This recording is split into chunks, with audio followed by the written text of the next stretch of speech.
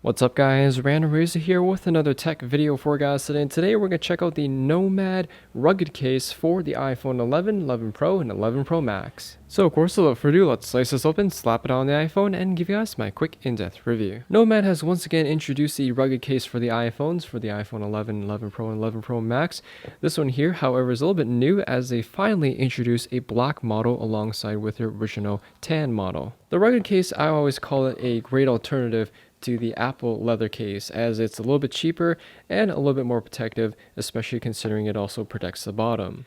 So we'll take a closer look at this case. You can see it is covered with Horween leather, which is a very high quality leather that also offers a patina effect as it wears over time, which you can see on the back here.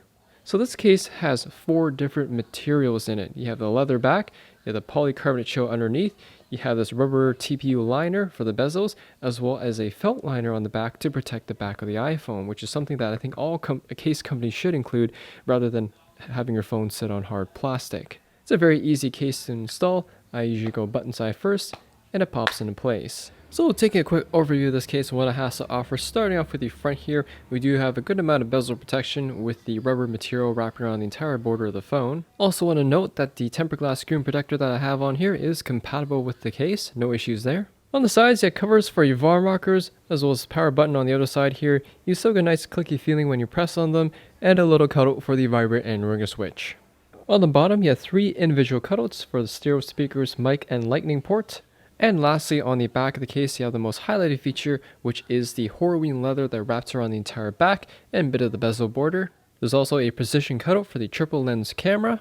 And I like how Nomad didn't put any branding on the exterior part of the case, not on the leather, let alone the borders. So I like how it's a clean looking case with no branding. And for those of you wondering about wireless charging, as you can see here, the phone charges with the case on without any issues. Overall guys, once again, this is a great alternative to Apple's own leather case, and also a good option for those of you who want a leather case, but not in a folio style and just in a traditional full-size case. Even though it's a very slim case, it offers an excellent amount of protection thanks to the rubber borders, and of course, unlike the Apple case, it also protects the bottom. The biggest feature of this case certainly has to be the Horween leather that Nomad has been using for the last few years, which gives this case a premium high quality look. Compared to the other cases I reviewed, such as the OtterBox Symmetry case and the Spec Presidio case, and as well as some Moshi cases, this one here is probably the slimmest one out of the bunch that so far I've reviewed that still offers full-size case protection, which is back, front, sides, and of course the bezels. In terms of any cons or things I don't like about this case, I guess the only thing I could say is I'm not really sure why the cutouts on the bottom are so big.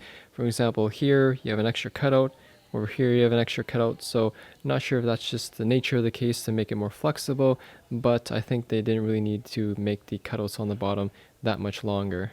In conclusion guys, if you're looking for an Apple leather alternative case that is slimmer and offers more protection, you definitely can't go wrong with the Nomad rugged case. Anyways, thanks for watching guys, hope you all enjoyed the video. Any questions or comments about this case, ask me in the comment section there down below. Hit that like button, as always helps me out, and I'll see you all in the next video.